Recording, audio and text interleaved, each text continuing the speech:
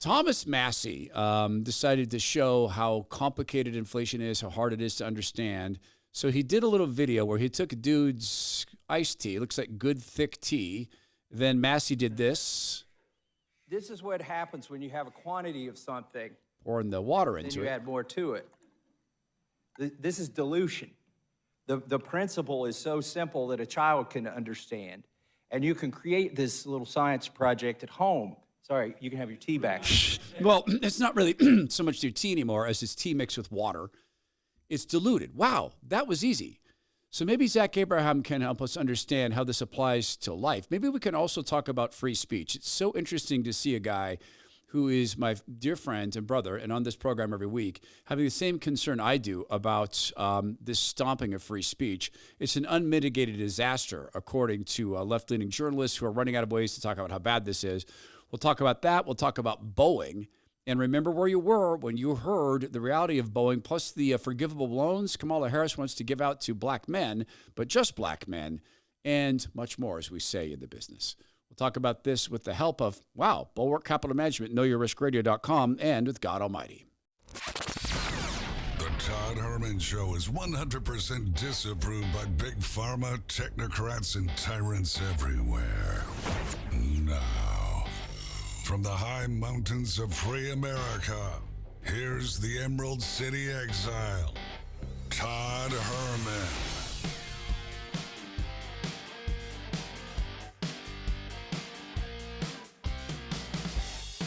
Today is the day the Lord has made, and these are the times through which God has decided we shall live. Zach Abraham, my friend and brother, Chief Investment Officer, Boeing Capital Management, joins us. Dude, my head's still spinning looking at that inflation thing, the thick, good iced tea made watery and runny, and is it really that easy? Is that really what inflation does to us?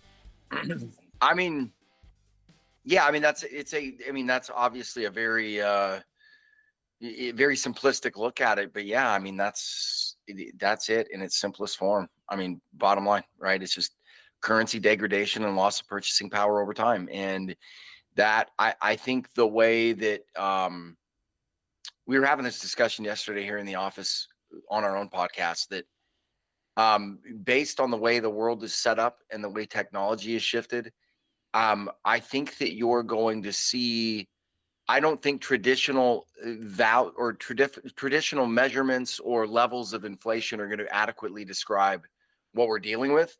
That's a scary thing you said there, right there. Yeah. Well, and some of that is subterfuge. I think some of it is on purpose because the powers that be have no inflation. There's no beneficial part of inflation to them, right? So what the bottom line is, anybody that's in president or in office has a desire to understate inflation, right? That being said, I just don't think it's going to, due to the structure of the world, how resilient we've proven that a lot of commodities are to extract, how efficiencies have gotten there. Like you think about oil and fracking and things like that. I think that primarily, that's certainly what we've seen over the last few years, and I think you're going to see it at some point for some time in the future, that the primary form of inflation is going to be asset price inflation. Okay, got to explain that, asset price inflation. Well, just because of the way the world is set up, the world is so much, economically speaking, in some ways and not in others, globalism has made the world less fragile, meaning in the past, it used to be so much more acceptable for a variety of different reasons that this country or this region produced this good, this country or this region produced that good. And inflation was very, very apparent because the country that produced good X didn't want to sell it to the same price to the other country over there because they've been printing money and degrading their currencies, right? Well, the global economy has gotten so much more diverse, and individual countries, you've begun sourcing things from so many different places. There's so many more, it's just so much more economically disparate. There's one region doesn't produce one set of stuff, right? People have more diverse economies. And so I think that what you're seeing is traditional metrics and ways that we look at inflation won't necessarily catch it. But go look at asset prices, look at land prices, look at housing prices, look at stock prices, right? Assets that you own. those have gone up way more than even that they report, like groceries and things like that have gone up. And that doesn't surprise me, because I think the impacts are just as bad. Meaning, the only way in the current world that you can stay above inflation or benefit from it or stay out in front of it is if you have substantial asset holdings, right? If you don't, they're just running away from you. And that's how you offset, right? Assets rising in cost or rising in price is how you offset so many of these cost increases. So if you're renting right now and you are paying a lot of rent, you're probably going to rent for a very long time. Because if the inflation curve keeps up and the asset costs, you're saying the inflation is really peaking in these things, these assets you need, you are not going to get ahead of inflation unless you develop some form of ownership. But then you're in a catch-22 because the people who own those buildings have to stay ahead of inflation. They have to continue to increase rent or make it more efficient somehow, which is hard to do with a fixed asset like an apartment building. So we are talking about a divide here, that great thing of you'll own nothing and be happy. That's sort of happening through this asset inflation. Yeah, it is. It is. And it will continue to happen as, as prices go higher and higher, right? I mean, it used to be people would say, and this is just one example, but kind of a good example that could happen in many different ways. People used to say things like, I need to go buy a few Bitcoin. Now most people are like, hey, I want to go own a fractional piece of a Bitcoin, right? Yep. It's kind of an example, right? You see other websites coming out offering to sell art or other private assets in a pooled way. So you can own a piece of them, but you can't own the whole, right? And so you're starting to see this. And what that sort of is in a way is it's kind of the undercover acknowledgement that the currency itself is in some ways worthless, right? Meaning you might have ups and downs in terms of price, but people are very, very certain. And I have no illusions about why they're certain when you look at what the government's doing, but people just feel very certain that whatever it is that they're buying with currency, right? Whatever asset it is, it's most likely going to be higher. And I agree with them. When you go down this path, when you go down this road to perdition, there typically is no turning back. And the reason there is no turning back is each day you extend this fallacy, each day you extend this fairy tale, right? This nonsense. Every day it extends. By definition, you're pushing further and further and further away from the zero bound, right? Which means that a fall back to the zero bound, by definition, a return to quote unquote normal, right? With each passing day, it's becoming more and more painful. So if we were willing to print ourselves into oblivion when we were just that far away from the zero bound, what do we do now that we're this far away? They all of a sudden going to sit there and say, no, we got to let things get back equal. People are on their own now. Nope. Right. And I've seen this with people whose kids are 45, 46, 47 years old and still turning to mom and dad saying, hey, I need bail money. This business failed. I need you to help me.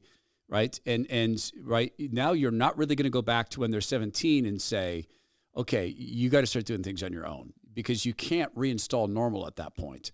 So I want to ask you about this global tax on billionaires, because I have this theory. And now this isn't even conspiratorial. I actually think that you could look at this from a perspective of compassion if you wanted to do that in regard to you will own nothing and you'll be happy and renting cars, etc. It's prepping an environment for an economic reality that our betters know they've installed through their theft and graft. And I'll share that with you in a second. Zach just mentioned food prices. Food prices are going up, and you own those for a short time, but you have to have food to eat, and you can Google that. That's been fact-checked. In fact, we'll invite fact-checked organizations along to point out that you need food to eat. You can go and, I guess, grow a garden. Please do. Buy food storage. Please do. I'm big into that. But understand this. There's another hack you can use. It's a beautiful life hack, and it's a product called Massey. Whatever you eat, why don't you go ahead and get more nutrition from it? That way you need to eat less of it. This is particularly helpful with protein. Massey took 243 separate experiments from Matt and Wade at Biooptimizers to be willing to put their names on it. It's so potent, it's so good, that in a test at Berkshire International University in Bosnia, they discovered that people who ate their normal diets and did not consume Massey, Well, they saw what you'd expect, normalcy. On the other hand, people like me who took Masszymes, we saw 1,200% more amino acids in our bodies, meaning we got more nutrition in each bite, meaning we can sustain and build muscle. So if you've been on any form of restrictive diet or just like to maintain a healthy body composition, go to bioptimizers.com/Todd. You get 10% off all their products there, including Masszymes. It's bioptimizers.com/Todd, and stop letting poor nutrition, poor digestion rob you of every calorie per bite. It's bioptimizers.com/Todd.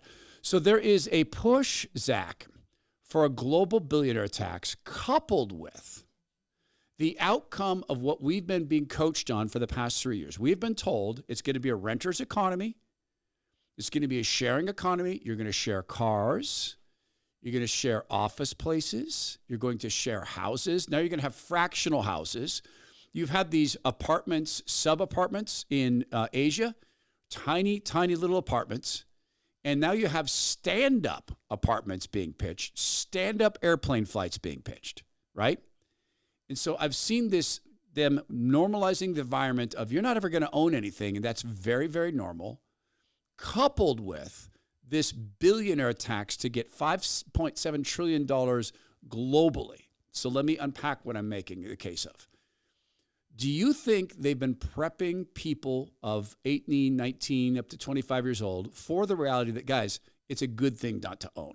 It's a good thing to not own a house. Don't be upset by that. We don't want a global revolution because you guys realize you've been robbed. Step one, do you think that that is even possible? I don't know if they're, so full transparency here, and I could make a lot of mistakes. If you're asking me what if you're asking me what I believe, yep, versus what I think is that I think there's a lot of people that are pushing that narrative that just see it as a sort of a guaranteed end, right? Meaning that that's the way it's going to roll out. So, let's not engage in the futility of fighting a certain future. Okay. Right. If you ask me what I believe that it is much more intentional than that. I believe that for a variety of different reasons, and you can look at the genesis of socialism. I think that these people still have this childlike belief in a global utopia that is the reincarnation of John Lennon's song, right? No hell and no heaven, no religion too, all that stuff. And I think that they think a big part of that is removing the materialism from the world, at least as it relates to, the proletariat. Certainly not as it relates to them. Not to the bourgeoisie, right? Someone's going to own. Yeah. Somebody's got to own it, right? Everybody's like, well, and I was having this conversation the other day. They're like, well, yeah, but communism, it's not about making money. In capitalism, it's about the capitalists. In communism, don't have that. And I go, yeah, you do. It's called the Politburo, right? It's the same thing, right? They own.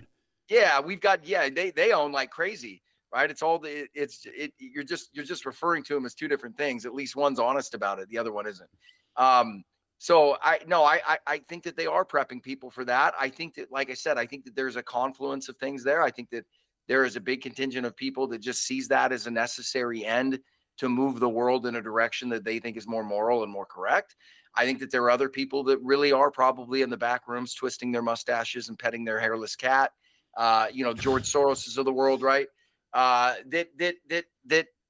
this is strategic. Strategic and cold and ungodly and usury and abusing people and lording your power and all the things that God tells us to not do. People who've been given that quantity of power for a time, and then they're going to realize when they're suddenly unwillingly bowing their knee and unwittingly having the words pop out of their mouth that Jesus Christ is Lord. Wait, what did I just say? Then they're going to find out they didn't actually have any power, and that'll be a stunning moment for them. So then this billionaire tax, on one hand, let's prep the environment. You're not going to own anything. We'll own it. We're going to pretend we don't, but we're going to let you lease it. And that's usury, and that's sharecropping by another phrase. But we're going to have a billionaire tax. So I see them floating this now, a global billionaire tax so that the rich finally pay their fair share. And it's going to raise a whopping $5.7 trillion. Now, that'll fix all the world's problems because $5.7 trillion, that's got to be like a day's worth of spending right there globally. Yeah, it's not even 2.5 years of U.S. government alone fiscal deficit. So global tax on billionaires. Not even what? So I think that this is all kabuki theater. Okay. I think this is that so they can, with a straight face, look at tell everybody to get their assets and trusts, right?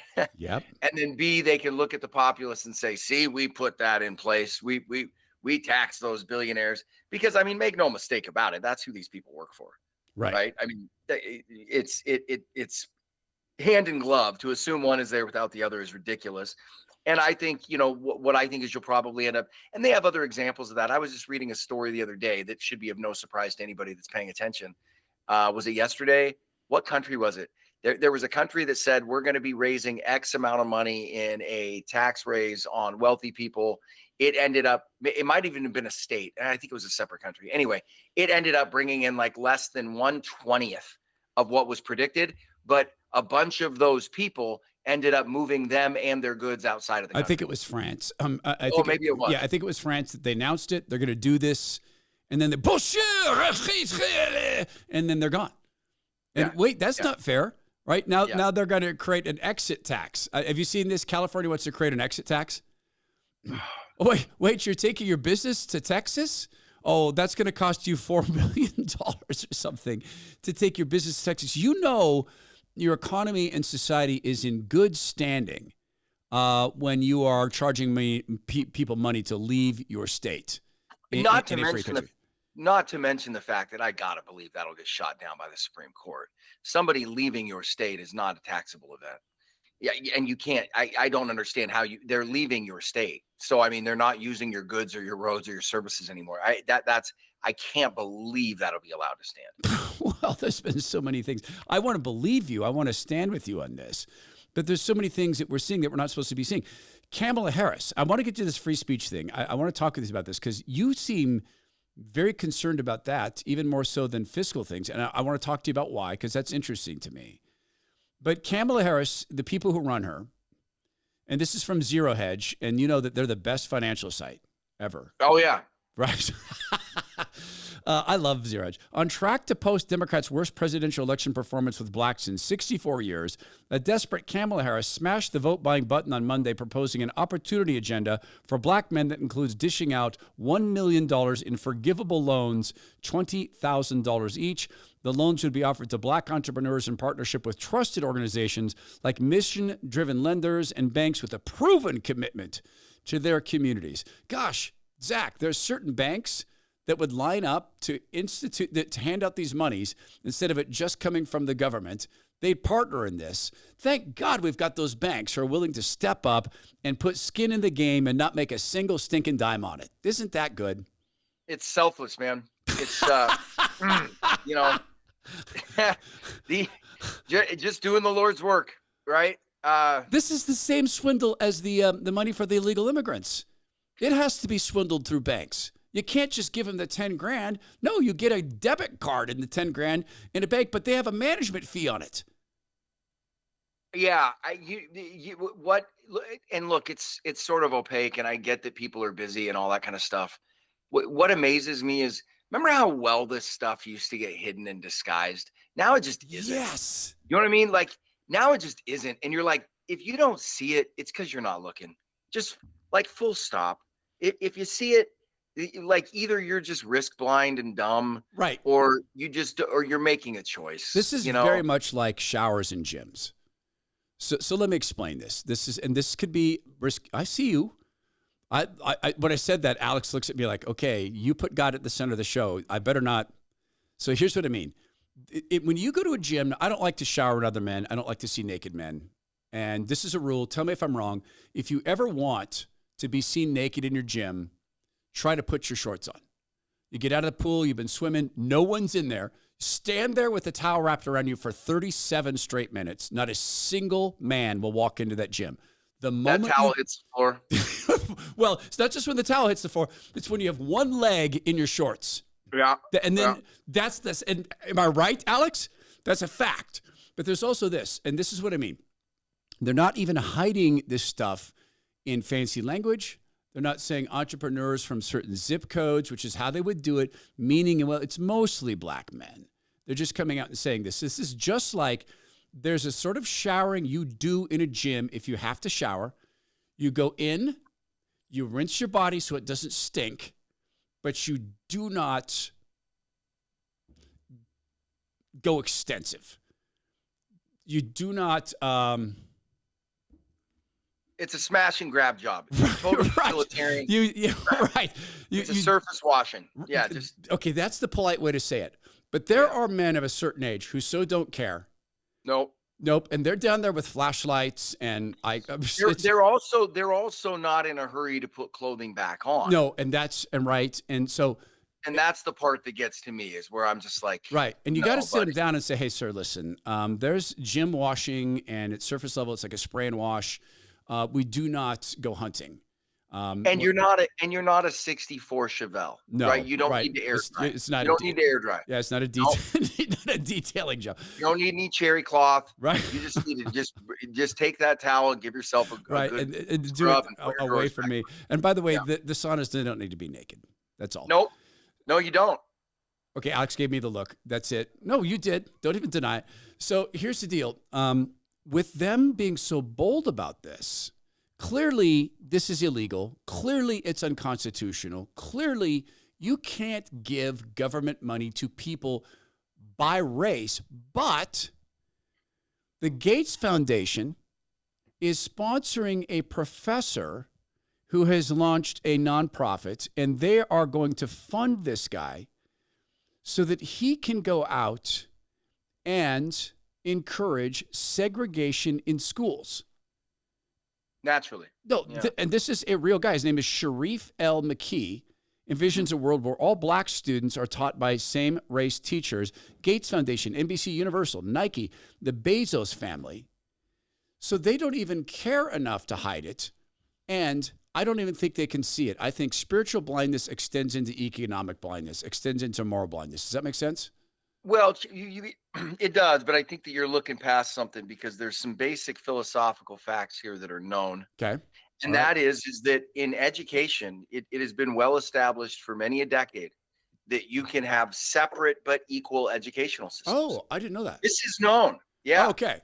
Yeah, yep. We've established this a long time ago. This separate can still be okay, equal. got it. All right. So literally, it's our answer to fix societal inequality is to go backwards. The new progress is literally traveling back in time. It's truly aggressive. I came up with a great answer for the DEI people. On the equity part, I'm raising my hand. Okay, my turn to be the leader of the group. Yeah. How about that equity? Right, you're in a workshop. Pardon me? Yeah. No, it's my turn to lead. It's equity. My turn. You sit down. Now I get to run the workshop, because everybody has to go to the same place. We're all leaders and we're all followers. None of it makes any sense. Which brings me into free speech. Then we need to get to Boeing, okay? Because we got to talk the Boeing thing. This has been your beat, and you do not get enough credit for the work you did on Boeing. Let me say this to people who are listening and are watching. You're my witness on this. Zach, you asked me about the place in Port of Arts at Renew.Healthcare, didn't you? Yeah. And I answered, didn't I? Wasn't I enthusiastic, right? Uh-huh. Okay. Yes, sir. See, I would tell Zach this in private. I would tell you this in private. World-class healthcare that is illegal here. That should tell you something. World-class healthcare from stem cells that come only from placentas and umbilical cords, period, never aborted babies. It's illegal here. You can't get this stuff, this Wharton jelly approach.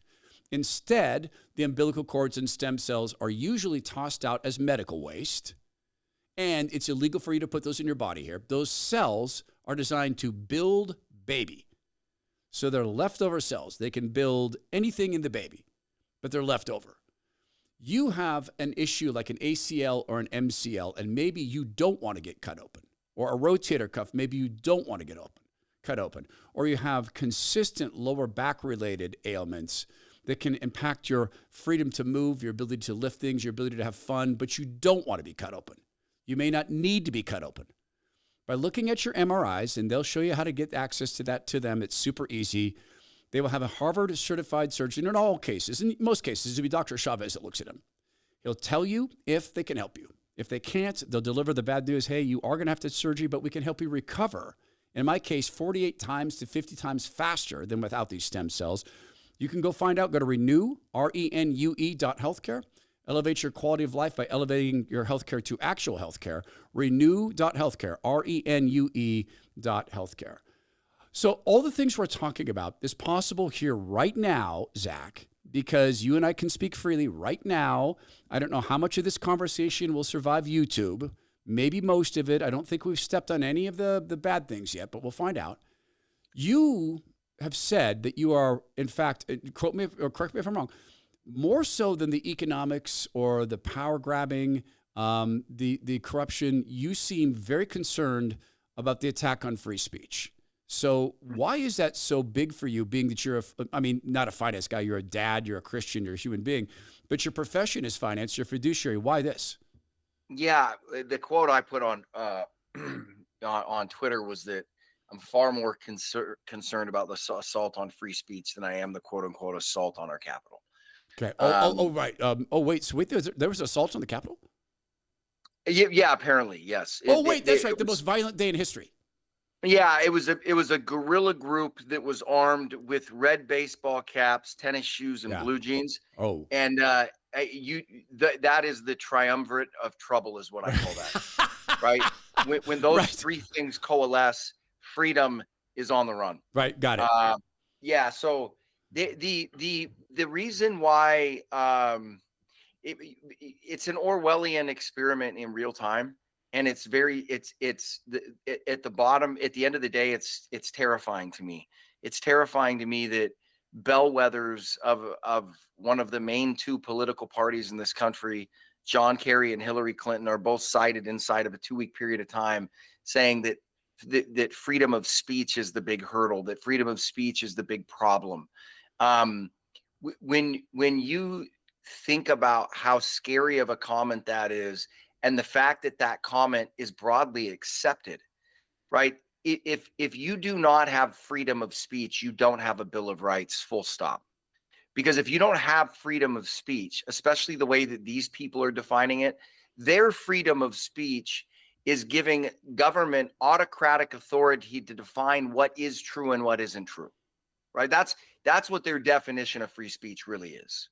Yep. Right? It's saying that we're going to make the government the arbiter of all that is true and all that isn't, the adjudicator of all that is true and all that isn't, and that they will be the judge and jury as far as that is concerned. And why that concerns me is there's only two types of people in the world that think that's a good idea. A, autocrats that want total control, and B, idiots that don't know their history. Right? And these people that back that up and parrot that, I look at them and I want to go, stop a second, guys. Stop. You're building your own prison, okay? This isn't a political issue. You and I do not disagree. That if we live in a society where somebody else can determine what the truth is, right? And what is the truth? It's whatever they deem to be politically expedient. And if we forfeit that right, there's nothing left. You don't have anything left. They control everything. Right. Right. And the fact that people are even advocating this, saying that where do you even get that idea? Think about the insanity of that comment, that what an unmitigated disaster free speech has been. How? Well, walk me through how you come to that conclusion or what you base that statement on. Okay, I'm going to go way deep, truly, not being sarcastic. And so let's start with a question, and I'm not trying to employ sophistry. I'm not doing community college philosophy 101.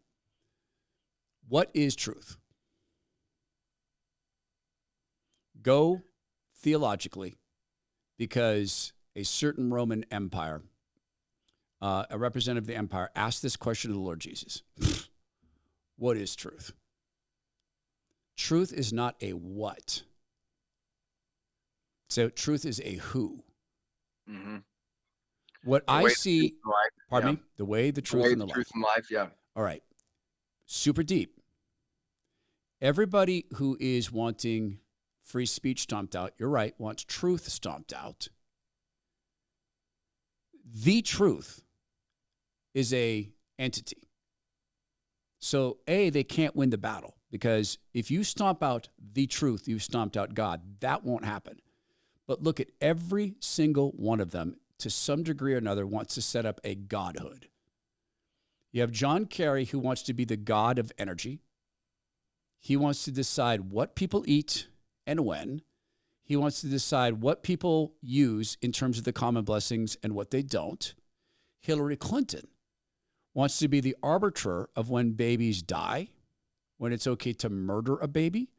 She wants to be the arbiter of that. Kamala Harris wants to end Republican forms of democracy by never going through debate and seizing power, which is ungodly. That's not how we are to describe Christian leadership. Look at how the elders in the church operate. Has God set up church with checks and balances? I think they don't know it, but I think that they're being prepped for the big, big fight against truth itself, right? And so this is like this warm-up period. And where people give into this, now I'm not talking about the power brokers, but I'm talking about people who fall for this. Here's what they're seeking. They're seeking complete immunization from being forced to think. Yeah. Okay? And when you ask someone a question where they're truly forced to think, sometimes they get really, really uncomfortable. I can remember therapeutic settings where parents did not want to admit that their actions had harmed their kids. Mm-hmm. And I'm talking about a dad who left his family. Daughters were 7 and 9 years old. And I'm watching this in a therapeutic session, a family session. And he's being confronted with this. And he kept saying, but I was there. But I came on the weekends. And finally his little girl said, do you know that mom never replaced your side of the bed? I said, what are you talking about? She goes, she never, ever stopped making the bed like you laid in it. Your alarm clock was there. The books that were there the night before you walked out on our family was there. Every time I walked into that bedroom to see my mom to be read to, I was reminded you didn't love us enough to be there reading with us. Mm. And this was this earth-shattering moment for this man who was a prideful man, and he wept. He never wanted to hear that truth. And she said to him in that therapy, Zach, she said, you've never let me say those words to you. All right, you're only letting me say it because you're embarrassed to walk out of the room right now. Mm-hmm. Yeah. So we live in a society where people have built beautiful cocoons. Everything's normal. The figurehead's watching out for us. The mainstream media is telling us the truth. My kids are safe in the public schools. There's no sex being taught there. DEI is very, very good, right? So I think you have people who are fighting truth unwittingly, the actual truth, the truth, meaning God, and people down below going, I like ice cream, and the public schools are very good, and they serve hot dogs on Fridays, and my kids love the lasagna. Does that make sense? Yeah, no, it's taking the blue pill, right? Like go back to sleep and still believe this is steak, right? Like it's like the Matrix, and I will never personally understand any, and that's the issue that going back to the whole free speech debate. Yeah, that is just it's so maddening to me because it's just people that don't have any understanding of historical norms, meaning if they're like, well, this freedom, and you go, guys, if you don't have freedom of speech, none of the other Bill of Rights even matters. It doesn't matter, right? It's if you don't have freedom of speech, you have no freedoms. You have no guaranteed freedoms. And at some point in this world, people started looking at any cost associated with any decision, that any cost is unacceptable, right? Rather than understanding, look, guys, nobody ever said all of these freedoms in the Bill of Rights were 100% convenient all the time. It's not. What, for instance, one of the designed-in features of our government system is gridlock. Did the founding fathers know that at times that would be frustrating, or that could even potentially be damaging to the long-term interests of the United States? Yes, of course they did. Do you know why they included it? And I know you do. Because the alternative was way worse, right? Meaning, yes, we will gladly accept the costs or the weight that are associated with freedom because they are far less punitive than the costs that are associated of no freedom, right? Right. Like, that's the thing. And now everybody's like, well, yeah, but there are costs associated with freedom. And you're like, there always has been. Right. And they would rather have had it very, very difficult for government to seize ultimate control by having committees and committees upon committees and redeciding and slowing the process down, rather than someone being able to say, hey, kick that old man out of here. Use the 25th Amendment. Give the power to me. We don't need those stinking vote. I'm in here defending democracy. Right? Right. That's right. There's two other things I want to cover with you today. One of them is, well, no, they're both business-ish. No, they're both business. One is your beat, baby. You were all over the Boeing thing so early on. You don't get enough credit for that. So I want to give you credit and hear about this. They're in trouble, it looks like to me, but I ain't no financial analyst. Plus, thank gosh, Merrick Garland has seen the lights. He's against the money laundering. And he's come out strong against a money laundering entity. That's going to be a very, very big deal. You drink wine, right? Yeah, I do. All right. So not a lot. Just with kids, I just can't drink. But I do love a good glass of a good Cabernet, man. Okay, so like, do you drink it out of a bong or? I decided to do a wine bong once. If you've never done a beer bong, it's where you take this big funnel and a big tube on it, and then you pour it down your throat that bypasses the epiglottal process and goes straight into the bloodstream. And I'm telling you, do not do this. This is before I knew the Lord, before I was discipled. So one night at North Idaho College, in an effort to impress some girls, I decided to do a beer bong with a full bottle of Cabernet. Oh, yeah, that'll get you. Oh my gosh. Now, the reason I bring that up is we have a mutual friend, Tim Cruikshank, founder and CEO of Bone Frog Coffee. He has started Bone Frog Cellars. So he's now producing wine, and it has the Bone Frog logo on it. This is something that promotes remembering and honoring fallen Navy SEALs. Bone Frog Cellars has been in existence for, what did we get? We had 2000, I think the wine they had at 2014 or 15 at our house. And unlike Zach, I don't like wine, and Tim knows this, but my wife enjoys it. She doesn't drink it a lot. But man, we've got some friends, and they are really, really into wine, and they know about it. They study it. They buy magazines about it, websites. They travel the world drinking wine. So I brought them over, and this was risky because if Tom didn't like the wine, Sherry didn't like the wine, I'd have to tell you or just say to Tim, I can't promote the wine. That's what I would have done. Tim, I can't promote the wine. They loved it. I watched Tom drink the Merlot first, and he was thoughtful. Yep, it's good. He goes, now these things change as you eat. Really? He goes, yeah, the flavor changes. They breathe more. He took the second drink of the Merlot, and his face lit up. And oh yeah. And he was really excited. Oh, we'll get these videos. I don't know why the team hasn't produced this. We've had this for a while. He drank the Cabernet, loved the Cabernet right off the bat. And my daughter had cooked this incredible meal that went with all this stuff. Such good food, pita bread and homemade hummus and all sorts of things. And then Tom said the most wild thing. He goes, you know what? I actually like the Merlot better. And that's weird for him. He's a Cabernet guy. So you can try this wine and, of course, help us raise money for the Navy SEAL Foundation for the families of fallen Navy SEALs. Go to bonefrogcellars.com/Todd and get 10% off there. Enjoy the wine. Let me know what you think of it since I don't drink wine. bonefrogcellars.com/Todd.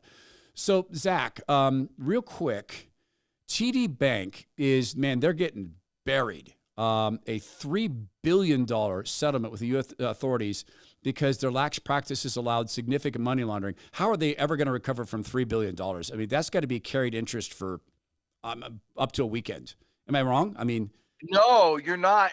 And I'm interested to see how this plays out because TD Ameritrade was purchased by Schwab. And so I don't know if TD Bank if they separated that entity out. I thought the whole apparatus was purchased by Schwab, which I think would make Schwab liable for that $3 billion hit. But yeah, this is like you or me getting a $300 parking ticket. Yeah, right? It's not a big deal. I'm sure there'll be some appeals. Some lawyers will get paid more money. Yeah, and I'm sure they'll be able to string out the payments and have a flexible way of paying it out. This is not going to be a game changer in a negative way for TD Bank or Schwab or anybody like that. Yeah, but I'm just relieved to see that Merrick Garland, man, he's waking up to that money laundering, and this has got to be the only instance he's aware of. And I was kind of brainstorming before the show, and I was thinking, other than Ukraine, the money through the pharma companies for the flu, the kickbacks to colleges and universities, the money laundering through political, PACs and paying people's cousins and the Biden family. All the normal stuff. Right. I mean, other than that, it's difficult to think of, any money laundering that might be going on. Well, what he means is that there were several securities accounts that made contributions to Trump campaigns, tax, and they had to crack down. Oh, that money laundering. Yeah, that stuff. Right. Yeah. I would like to start a business called Money Laundering Inc. and see how long it could last, and see if you could just set that up and actually have people come in and go, "What is money laundering? You bring in your cash." You'd probably get some calls from some congressional offices offering to be on your board. They'd be like, "Hey, we want to help out. We like the work you're doing. You're doing good work." Yeah, there was a company that bought one of my companies called Loud Eye, bought my internet radio company. And I was doing a tour with one of their executives, and their original claim to fame was this: you would send in your CDs, and they would digitize them for you. So this is before, right? Before anyone had access to this. And Martin had a plan. Tobias he's a smart, very clever, actually very friendly man. Lives now out where I do, and so it was going to grow over time. He had a vision, but I went and took a tour one day, and I was talking to one of the engineers. I said, "So, do you want me to believe that you actually digitize all the CDs?" He said, "What do you mean?" I go, "Like, if I send in my Aerosmith collection, because I've got all the Aerosmith CDs, like even the bootleg ones, and I send that in, other people have sent in Aerosmith CDs, the same ones. Am I to believe that you actually pay the laborers to open up my CDs?" You don't just pull up the old file and send it to me? Right. And the look on his face as he just went utterly pale. I go, am I the only one? Am I the only one who's ever figured that out? And the record companies were pretending this is what they were doing. It was music laundering, basically music laundering. All right, let me ask you about Boeing. So, hold on. Just when I said Boeing, I thought I heard a rifle. Yeah, I'd be checking your six. Zach, there's a red dot. Yeah, you're going to want to check that. On your forehead. We might get unalived. So here's the headline I saw. Boeing is desperate for liquidity, files a $25 billion shelf registration. So I'm looking at Boeing, and if I understand this correctly, Zach, they purchased McDonnell Douglas, right? Yep. That makes them the biggest aerospace company in the world. They're producing money hand over fist with software, with hardware in Ukraine. And then we're funding both sides of the war between Hamas and Israel, even though we've sent troops into Israel. And God protect those troops because they're being targeted by missile systems we bought for Iran that is Hamas. Yep. And Boeing finds itself short on capital liquidity. They find themselves short on liquidity. That's a lot like Paul McCartney, who's worth $1.64 billion, saying kind of bum a smoke. Yeah, well, it is, but it isn't. And this is one of the reasons that we were so vociferously telling people when Jim Cramer came out at the end of COVID and was saying that Boeing was his favorite reopening stock. And I don't mean that to keep panning on Jim, but what we were making arguments to people is, hey, look, regardless of whether good or bad things happen here, there are going to have to be decisions made down the path that are decidedly bad for shareholders. Okay. And one of them was that somehow in some way, Boeing was going to have to undo a lot of the stock repurchases that they had made between the years of, let's call it 2013 to 2018. And so what we looked at was we just saw everywhere we looked in their business, first of all, the margins that drove them to their record high stock price were not real. Those margins were not real. What we found out and what we were making an argument at the time is that those margins are not real right now, that those margins exist the way they do because of deferred cost, meaning they're not paying the full freight to make the airplane, right? They're hiding these costs and they're just pushing these costs out and deferring them. And then we said, okay, then we look at every segment of their business. It's going to get more expensive, not less expensive, right? With the brain drain, bigger client turnover, all of that has happened. Unions are going to want more pay. All of that has happened. And then you have the issue of, to get through the whole COVID mess, they had to take on an additional, if I remember correctly, 35 to 40 billion in debt.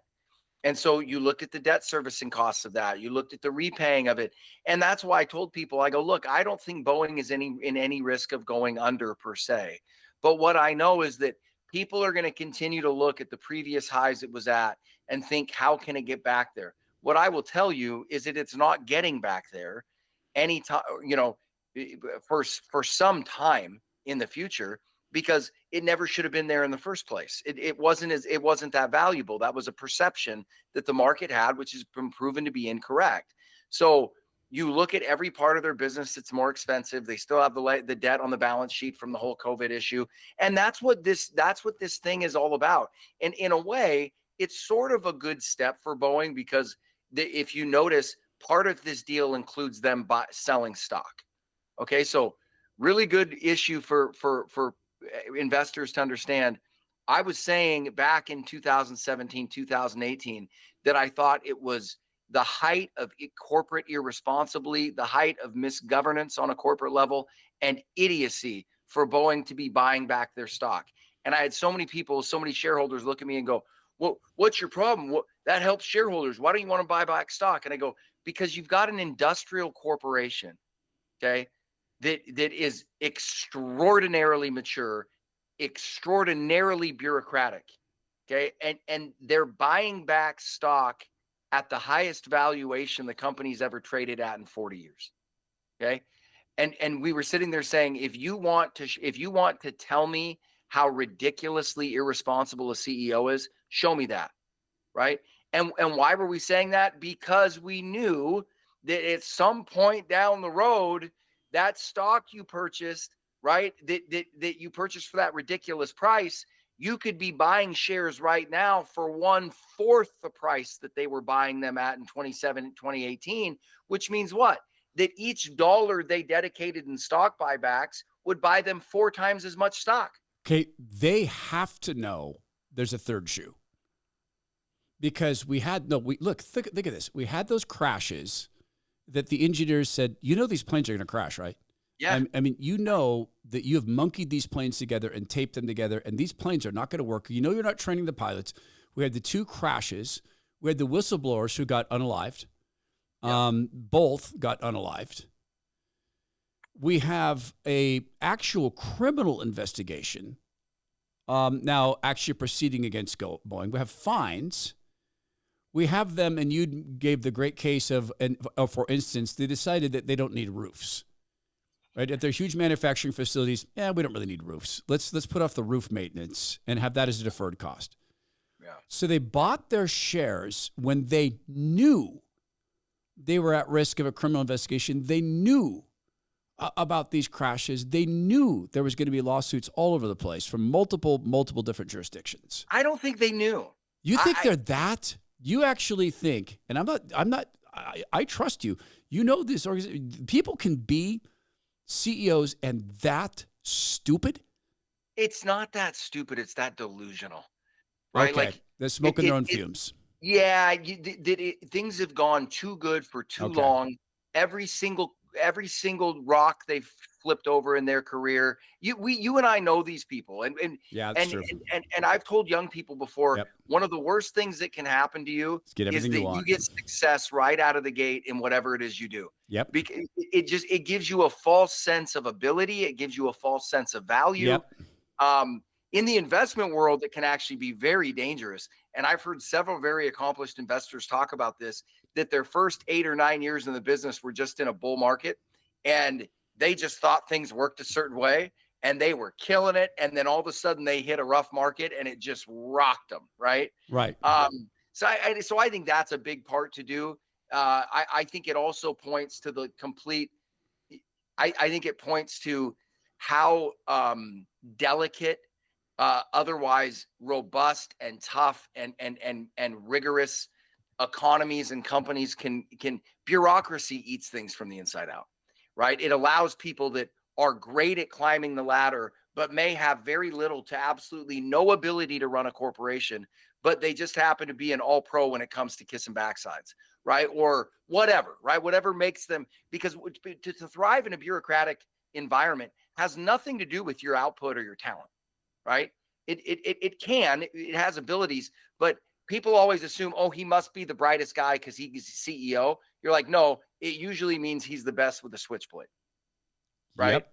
He's the best at stabbing people in the back, And right? That's usually what it means. Man, if people don't understand that reality, the corporate backstabbing, if they've never seen it happen, it is so much like the show Survivor. Yeah. Yeah. That's such a good point. Yeah. Oh, it truly, truly is. I'm going to share with you a response I offered once to the most remarkable case of, the second most remarkable case of corporate backstabbing I ever saw. I shared one the other day about the internet radio days. I'm going to show you a Microsoft story. I want you to think of one that you've seen or witnessed. And we'll talk about that in a second with Zach Abraham, Chief Investment Officer, Bulwark Capital Management. We're talking here about some companies involved in skullduggery, big companies. Let me offer you a small, tiny little company that's almost too small for you to notice, except they're so good at what they do. And they only really matter because they're dear friends. And they only really matter because they really do God's work. And they only really matter because all lives matter to them. And they only really matter because they make an excellent form of a product that you're going to use for the rest of your life, unless you choose to have bacteria grow on your skin, in which case it'll get itchy and eventually you start scratching your skin and end up with welts, which will become infected and then pus-filled. Then you'll stink like rotting pus. So that's one option. The product is soap. So you want to stay hygienic. And the company's Allen Soaps, 100% natural, made in America by a family with 3 generations of soap making expertise, by the way. And they hire people who the party, Kamala Harris and others, would say, abort him. Well, he's 13. Yeah, but still. I mean, that's what medical ethicists are saying. He's a brilliant kid. He's just nonverbal with autism, and he's been through 18 operations because of structural health concerns. His brother Ian works there now fruitfully.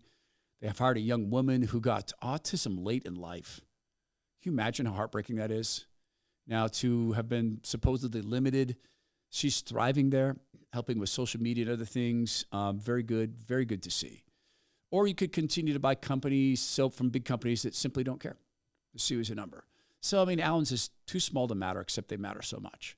Go to allensoaps.com/Todd. You get 10% off all their products there. It's allensoaps.com/Todd.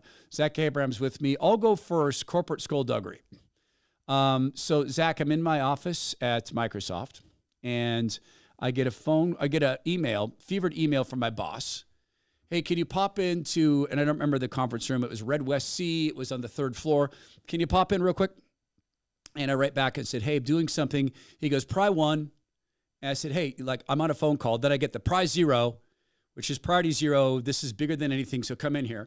So I go into the conference room and I sit down, and on the screen is, on the whiteboard and the screen is a presentation from something I wrote.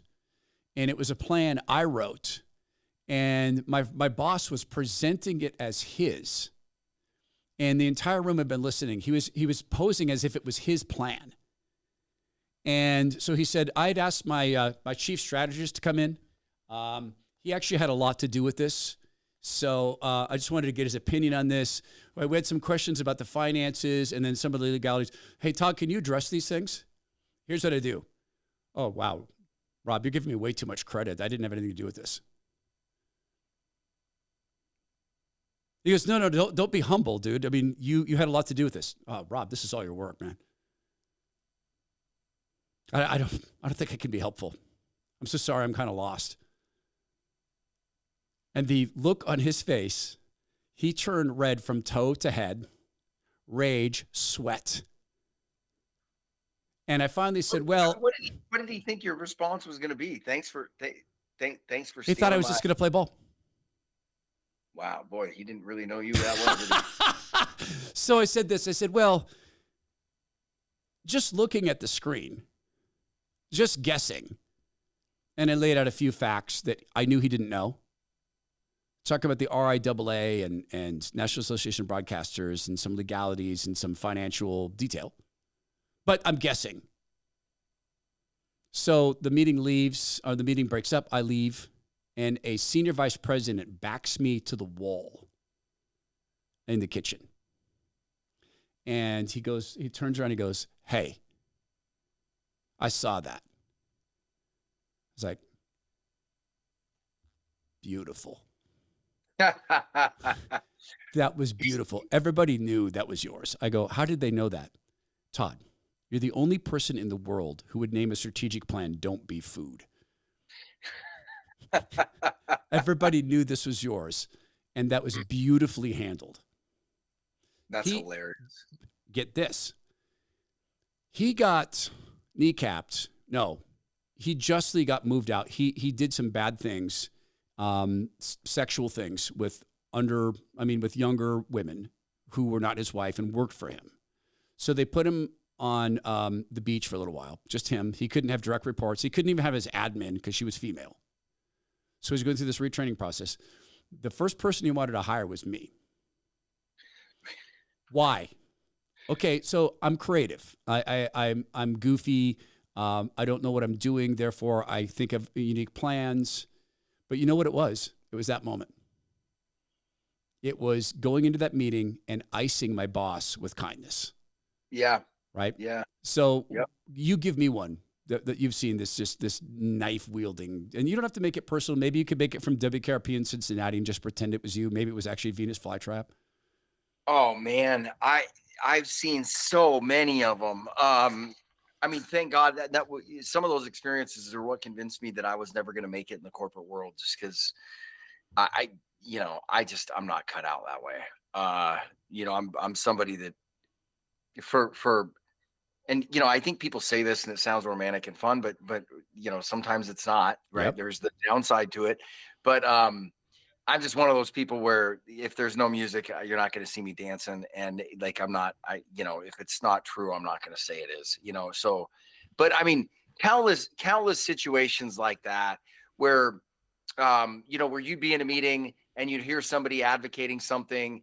And then the minute that they'd get pushback from somebody else, it immediately became not their idea and they tossed it to somebody else. You know what I mean? Where you'd see that on a weekly basis, right?